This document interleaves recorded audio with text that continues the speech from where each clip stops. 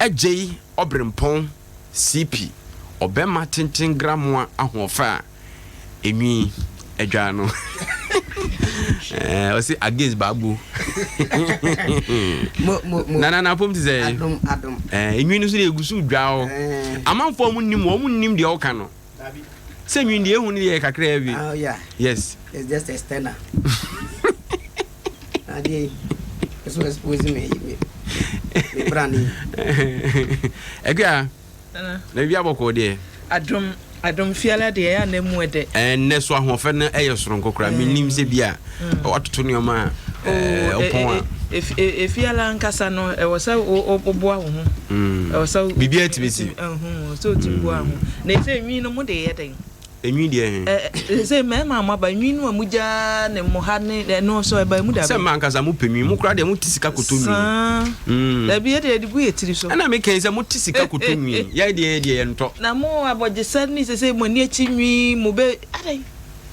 mo penwi no life aba no da bi mo penwi no da bi se da ya bro so smile de soma mo de som hwan mo de som minimum kwa brande so na bogi semu a de wo mu see because you and me afin kita no tete afin no won afin no e wonsa no e bi hye ni botom okwa na wode anunum okwa na wode anum adwene ho sa se ankrofo e de no masa de abatan wi e se ni aba no abogisa no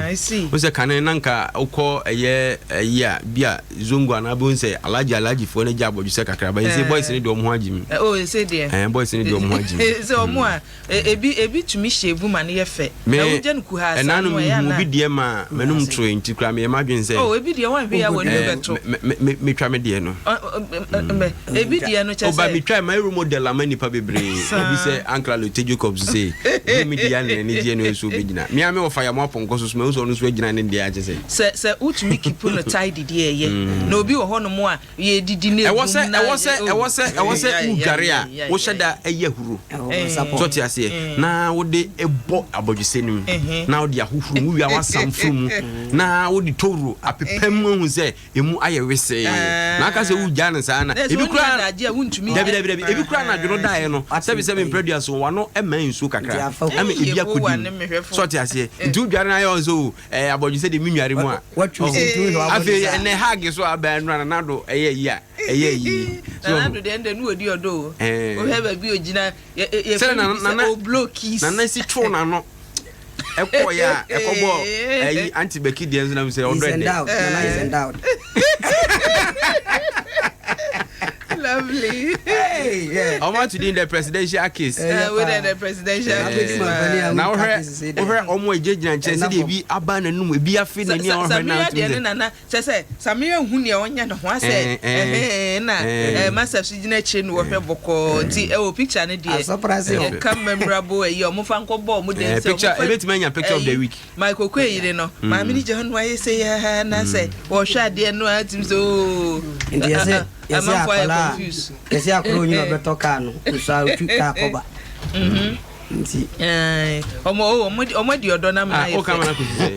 Oh, yeah, some. All right. Fagania times no nano pay.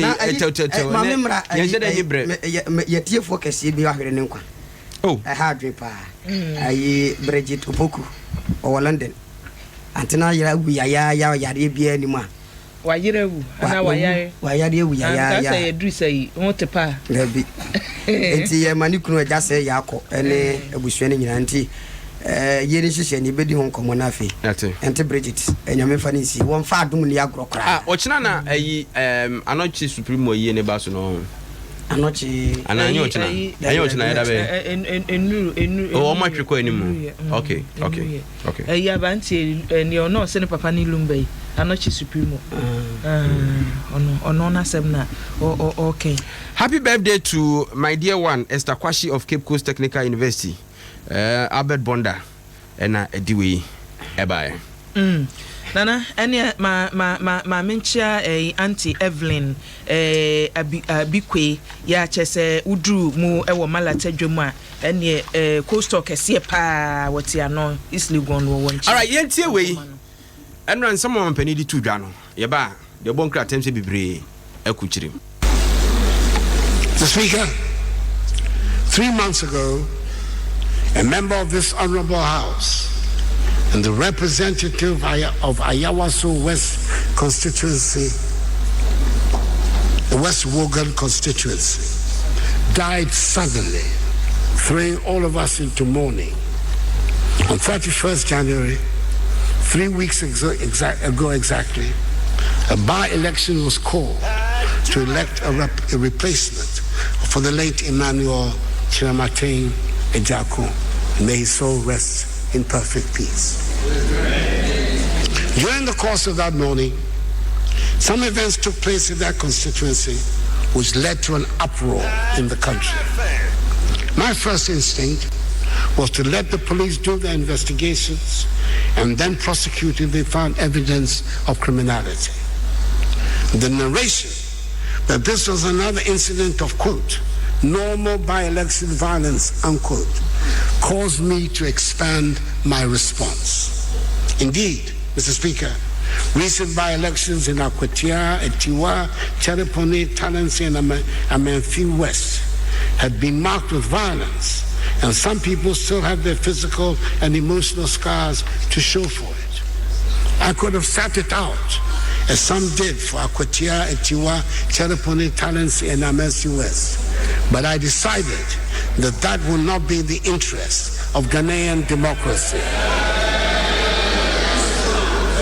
The time has come to put an end to the phenomenon of politically related violence.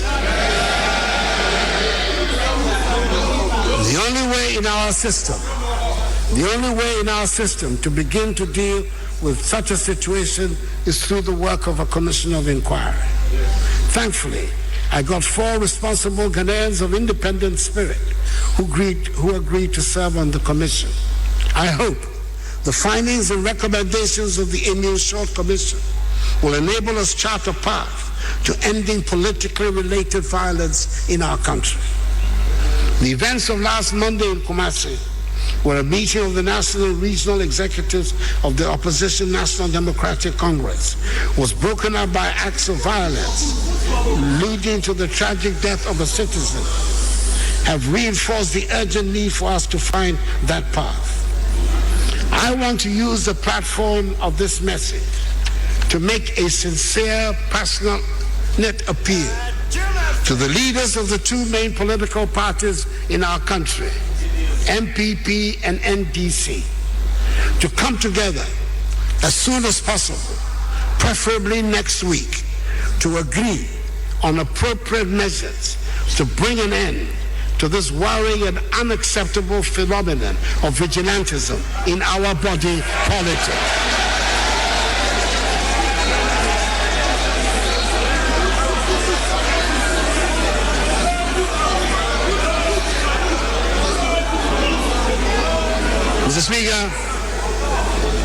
Mr. Speaker,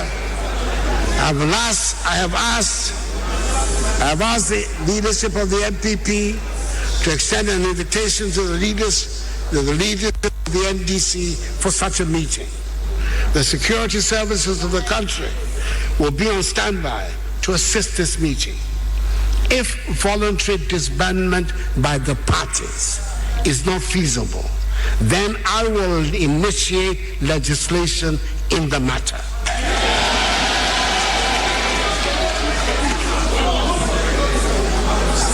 Vigorous debate, and the exchange of ideas should be the true basis of political dialogue and competition in our country, not the activities of party vigilante groups.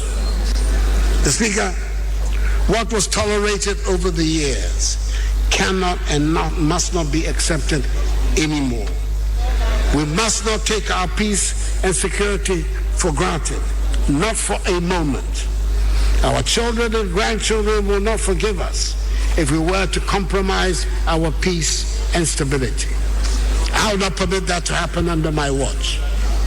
Our forebears paid too high a price with their blood and toil to bequeath to us this beautiful nation, and the lives of our citizens are too precious to waste. So, Mr. Speaker, let us come together. shoulder to shoulder, hand in hand, and let us all be guided by the inspirational words of the second stanza of our national anthem. Hail to thy name, O Ghana. To thee we make our solemn bow. Stand fast, steadfast to build together a nation strong in unity. With our gifts of mind and strength of arm, whether night or day, in the midst of storm, in every need, whatever the call may be, to serve thee, Ghana, now and forevermore. Mr. Speaker, we have our challenges, but our nation is in good health. Wey nsema His Excellency Nana Addo Dankwa Akufo-Addo, State of the Nation's Address, the third edition of his presidency, Enra Wode Etu Edwa. Enkomodie pi ena epiepie echire. Enen so de obonkrata ne bebre ena ede ho ensem aba na yebehwe na fe yaboboso na enkomodie se fata se yedi ede fa ho no so no yedi afa ho kama se ese na efata na enra the NDC was supposed to have a press conference enyama so yate se enei and a press conference no omo de be hihye so contradicting views eba from the position as to say president call say yenhwe kwan ye be fa so a ye be disband sa vigilante groups sa meeting no de sabe bibi papa bi be free mu aba na se be so aba papa bi no na ho nsem no de yenko Ghanaian Times mu ansanda no pay ni yenhwe series report to issues from the State of the Nation's Address no Abusha for yenfa di Ghanaian Times enhyase enna no pay na wo hwe Ghanaian Times animu a ene Ghana mampani na Addo Dankwa Akufo-Addo na wa hye ni coach ni kiki ene oda kire na wo se mampani call for ceasefire na se wo bia wonipa kura de ekita wo bia fato wo no mo fato wo no obia mprese asumwie ebeba omayimu enura bo abra mampani gina simpie so ene no manfo atewaso ehwe so obete manfo abiebie wani ehwe se mampani nka na chese niema nyina nkoye ena mampani di tu dwa se bi niema bi ikoso ewo mayimu ne ni bi ne abode akire mo no se beba ne se yete omayimu na yebeka se ye koto aba ese ya ba no ya nhwe ye kura ne aba woto no ehsuapon ne ahuduo mu bete ye se vigilante fu adu wono mo eno na mampani se saade ebu wontumi nhwe ma no nkoso eti nyame ya domo a na wotwe ya ye besimu ya no woni amanyoku NDC mpanimfo ebesi adwa na kwanye woso ofaso na sa vigilante nsensemi wotu ase no tese woni mpanimfo tena se na se wonu mu antumi ampa asemi ne pomasibre anase wantumi ansia no a wono akasa wobegina tumi ya mrakuni no ede mano so na mra washemra na wagina so ede abane sa vigilante fuyi mampani asemu an ne nra wode atu edwa eno no na asemu a wode atu dwan no ena ne ehu adwenkyere bebre ena abadom kuma ewo omayimra hyebadwamu wonum so de wode aba se o mampani asem no ne kamu na wo kan wei na nka wonum wo munim ni se wo be kan ne so yaguno maguno mo obi anye bibia bio na afe na ye kosim konwa ye ekoye dan dia omo so adwenkyere omo de bi aba ya na wunya de Ghanaian Times a ni nyina ewo mu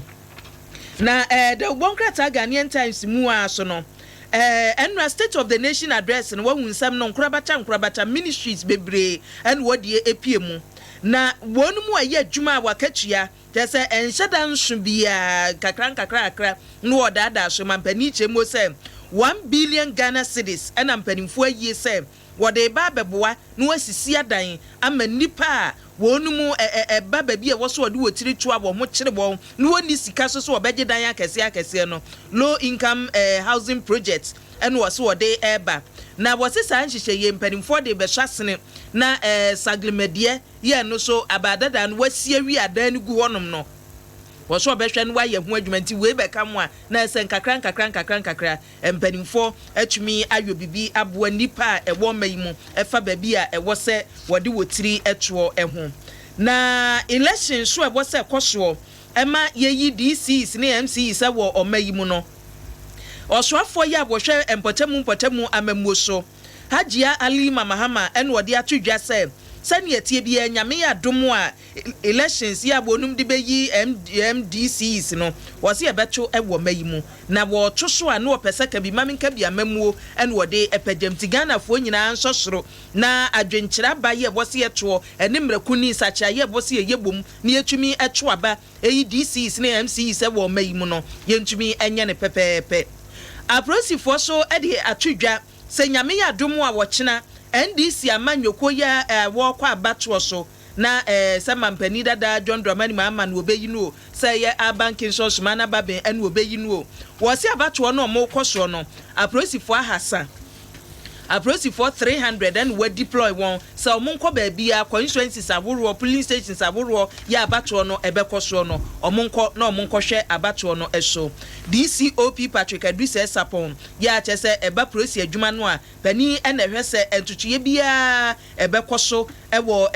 enkran sei ena wo chire mo se entutuye a empanimfo aye ewo Greater Accra region ena chese yede ato edwa no etu nya the Ghanaian Times a ene vigilante nsensemi ebebre wom ya betumi akenka bie ansa na obrempon ede enobeto aso ne ntie the chairman of the leading opposition party Yero Fusoampofo edi tudwa efa sanse momampani eka ye hu. What happened in Kumasi could have happened to any of us if that person who came with a premeditated act to come and kill, it could have been me, it could have been anybody. So we need to collectively stand up against this development, which for me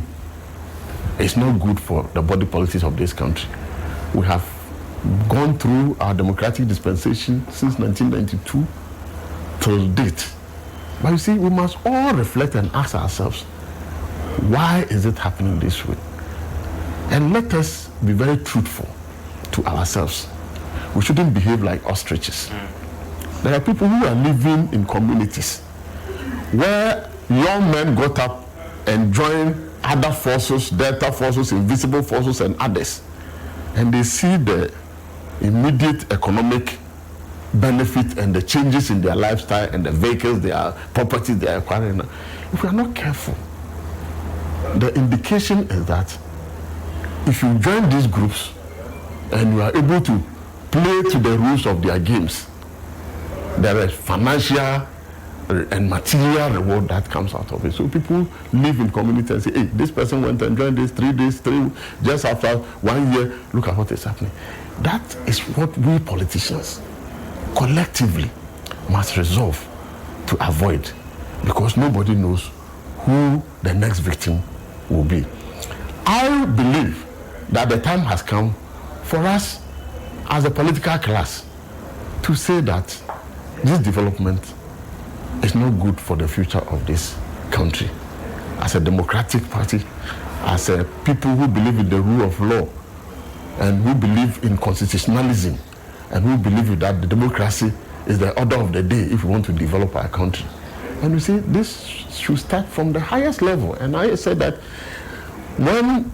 pressure was being brought to bear on His Excellency President Nana Akufo-Addo to disband this militia, including a call by the Otumfuo himself,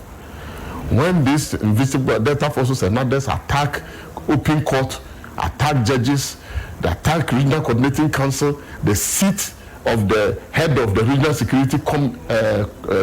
chairman in the region, and they succeeded in doing all these things, it was eroding gradually the powers of the security architecture that we have in this country. And so we were saying that let us be on the watch out. And then you have people who will come, sit in open and identify themselves and say nobody dare touches them. And when it happens, we will go and we will provide them with money, we will bail them out, we will do this. You see, we thought that we were doing it for ourselves. Yeah. Gradually, it's come full circle. It has come full circle to hunt us. So my position is that as a party, we, in the light of all these developments, we'll be doing introspection, we'll be looking at the way forward, and we'll be coming out of new directives to deal with some of these decisions. But on the national scale, I will support any national call to deal with this situation once and for all. Samuel Ofosu Ampofo, NAA, National Chairman of the NDC. Anyway, me jidi so kan ya sana mampani de esa order na ba ye no na sem no eba if you say senior all can say call be a bebe bia no why you ready say one more ebe so mama niema but he reiterated that fact enra ewo Joy News enyumre no say all my ready so be cooperative but the General Secretary so have a different view. NDC General Secretary. Yebeka no ho asem akire. Obenpon de ento aso. Ya for the independence ento aso na odiaba e wanim ha na grad for bofu mampanin. Wonom kire se enra da mampanin kase modin sem bi to dwa se basic education wo mo ye hihye bi a plans afa advance kura so mawia ne sa. On ba bese 2019-2020 academic year no na o ma introduce a new way on be run this basic education no no be gina mathematics science afi reading writing and afi creativity so no na grad for say dey we no mampani be gina badwam cancer no na te so sika no kwa na se sure ya polish wie na ene na grad for ni ho hwe enso no obi a organa hanim say se kan masu ho sensem pa dia eni kwa say enke na grad for si nchen enso we dey mampani ayi omo yipamu a wa mo mama ne to de omo ka kire no se bia ne wure ne fi ya na se bibi ne si ya sankofa yesi yenchi anu nti mampani sambra biem no ne na grad any all stakeholders a Ghana ngomasua omudi mutintiman no wo mo medin sa woso e bia na wo mo so wa adwenkyere bia mo de baba be hyem input be na timi aboa amomu nyina timi aka bo ngomasua na timi gira na so esan se aban no e de hyehye bi ba na adistrefo no mo kire mbofra na de no input ni mu a akora na classroom no akotena sua de enye Flagstaff House anase Jubilee House anaso onkotena ba binti achechefo no hia wo mu a eno so nsem wode aba kata ya mu ena koko anyido ho debu wo kasai oyankane Deputy General Secretary de NDC amanuko no wo kire se wo tu NDC amanuko ni enipa nyina afo wo mo kopre frankatufo dibia no ene wo mo beto abali nyina se ade ba ko be mankunmidie emfie mpenu ne aduo no 2020 abato no NDC atimi atu na adodan kwakufu ado ene MPP afra konya kese ne so no enye bibia se nkabo mu na se NDC amanuko no ama nkabo mu mapa ene omutirimu demu a ene omum forget se ombetuma win 2020 elections no wo se enkugo betimi aba na ebia ntetimu ni papa mu bi wo yatimi wo yakame medi wo yatem ye we se yempe we entimi pe we na yeto abama we na yenye we onye ye ho ahwan wo se yenye saa obi bia party no members no beto abade man so me flag bearer no omnyina support no no mo nkom humom se de bi ombetimi akọ sanse 2020 abato no enya abato keto nipa wabu atwonfom wo sa na kwa akọkọ na wankasa nso ofie ni mu achecha ebe de pa humilie hyan ene bi ebeka wa ene ho sensem so wode aba ewo krata yi mu na eno da nchen a wode bi aba ha NCC for so ebo akufu ado Ghana mampani aba so ese waya ade pa awo vigilante ho sensem a wo ka se wo mo hwentu ase no wo se eye bre papa ena mampani ede sase mwa betudwa ho hia ese Ghana fo nyina bo ho nsem soronko ede ma Ghana mampani na ado dan kwakufu ado esanse de waye no enya pani bia ne beye enu nti wo se fata se ye de aba so bode soronko ede ma no a ene the independent the bokrata no wade nsem we ede aba ene emfa di daily guide nto aso na daily guide so ene enra state of the nation address no so na mo nsem bi ene wade aba no na wo hwa mampani ene ne ye ene KCC abonu mu kwhye ewo parliament onom no ene watwa ehumfonyini se ya capture ene wade abetro animu na ninsem o kan ye bie no medical dia tudwa se edoso nkrabata ne bebre na efo mayi sikasem ho no mampani chemu se wonu ba ye na niema nkoye ene wo mode nkakra bo to fapem ne fapem no wawie ni aka ne se obesi dan no asiso eti so obi bisa ne se wo mayi sikasem ye ntoto ye te sen a obetumi aka se ne de almost almost because almost and say aka kete no man sikasem no agina wo se chireben wo se nei no agina yie na emom so obi beka so sika we botom ne modwe ye na say o se eno de panimfo gusu nti afi ye nuru be mfimfini wo de na nyama nyina deda na kwa mu ama Ghana for ho adwo nti o se economy no is in good shape brofo you de eba ye no Jubilee House ya mampani ene wone empanimfo tie no wo se nkani aya ba onum so no wonom no say wo mo de o mani tu ECG ne mpanimfo so no ama wanyina nkani a ese wonya ne saa bie wo mo kosola wo mo de mfidie begu Jubilee House no soro no ahwe se achi awia eti awia no a na bema wo nkani a wo wonom wo se ba bia Jubilee House wonom mpanimfo hwe animu se afi nkwa wie ye de na che se ba bia solar na twimi aboa manyina nkani a na yeto ye boso otua no ni nyina eso ate na NDC amanyoko no abato yi obekwoso china na wakoyi nipa obedi amanyoko nanimu no ambassador osei papa yi ene mampani dada wo menasum nwono kura o ambassador Daniel osei no wose mampani dada John Dramani Mahama eniema NDC amanyoko no aye won hyehyɛ ya aboye abode kwa abato no so nyina da bibia da di pefe se o maye krado se wo mu ko wiem na omo de amampani dada John Dramani Mahama wasu ko bisa na register de kwoto aba no photo wan omo suo na photo kra de enyusu bida wo bisa number kra de enyusu bida bo abre so a wono no onim se empanimfo na machire na mampani dada campo wo de mabom ntoto ye omu ye nyina no wo se che se wo mu de omu ni mampani dada afa no ye squeeze won se ya na mampani dada obisa ade a na ye de ama no obisa ade eti scheming amanfo scheming sa so ombe na we ni wo china abato ye ombe koso no na ECG so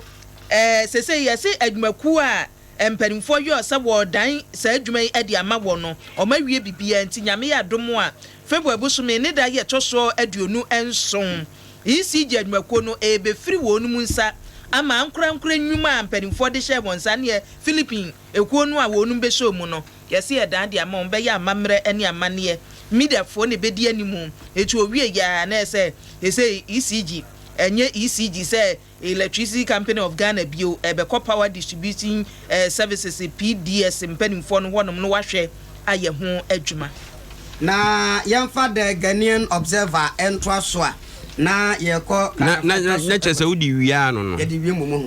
ene emuram kravet to so ngotwe ene de hyase na eye Deputy General Secretary dima NDC amanyukuru eye awura babrase wa samwa ene wo kire se nanu adase mesi asanteman NDC fo atena ye no eda di pefe na hyem kina e wonsem bia amanyuko no mpanifo etete ese nyame adoma wo kyena bato amokoto ayi frankatufo no enkofo bia wo amanyuko na nkasema bomuti mu pose omo beba abeya yakaya kasem ene aguru kasem ede ase abato no na wose we no eda dinti we do besa bambo dima ko ni nyina se omomomo eho eso se de be ya bambo mbe de papa esanse wo mo tete ese some unidentified persons bia within NDC amanyuko na nkasem ena wo mabom tirimpo se ombe bi ombetuma ye bia ase wo kyena bato no a babrase wadi tudwa gusita no so kyese ene wodi awro pa wonimu woda wonda esanse enipa titire ne nintra brempo akase bia e wandi samanyuko no no nei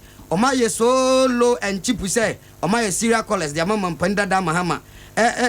bompa ye tata na chise omaye mampani wo say ngwase pa ma sa nipa akase no a enkomo kro mutimi qualify sen ka frankatufo gina bia no omba pribia ne nso omo na etwa bag ye yes boss a eno nsensem so krata yi ede aba na eno eda nkyenya yamin ene kasai wo say IGP yewura asante pietu oyenya atwom oya hypocrite papa wo say na no won konkote a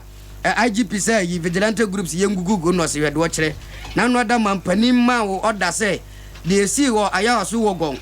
bomodin na che wo mo yes ad no wontumi ache obi wansram bo ache no entuntum bo otumi ache no en wa ba bebie bi ono aka say na yenche vigilante yengu no wo say yami ayi papa ya IGP won te vigilante groups na se wote ase pa no a ko behu say ehu wonfa so enti no wonmie na no mponka say yengu sa ade ne ho nsem so the Ghanaian Observer ediaba any a dispatch so anim watchna NDC abacho no papa Benefsin was ni post no wa yebi na ne ode abani was china aba no omo beto awie ni JDM 80% wonya 70 wonya wakwa animu a wo muru 60% no no kra de ne nkontabuo ne ohu ye ne se mampani dada John Dramani ma wonya ma wo benya ne 58% emfa ho ne campaign manfo be ya ma no no tese ani wo se memman enson no so hwe ebi gina brane eti ebi bere de na emom se mampani dada pa beba se wonya be 70% 80% no wo se ma so wonya 58% ena china wo betumi enya ewo abatu num nana me sorry na arehosem a eboboba no I don't know kane osoafo ya na osiga na anamu ewo South Africa menumu wasan ye education minister da ye nhwe se ye no krese wa free mu a na che se ye hu ne ye boy transanja ene Ghana ya na uto ne doso ntino e basa no anya botre anhwa because campaign ya ekoso yo di mu akotene pa chinanka battery ko be di mu akotene nti emu achi na yenhwe. All right ye de double kata mu nsem no besia ye de card ato anim se nyame adom a wo chena ye dakese edema National Democratic Congress NDC enyina ne se obeto aba ede ayi nipa obegina manyoko no anemu apre mampani adwa efiempinu ene aduo no decision making 106.3 Only God can stop us now. 106.3 FM. Jim FM.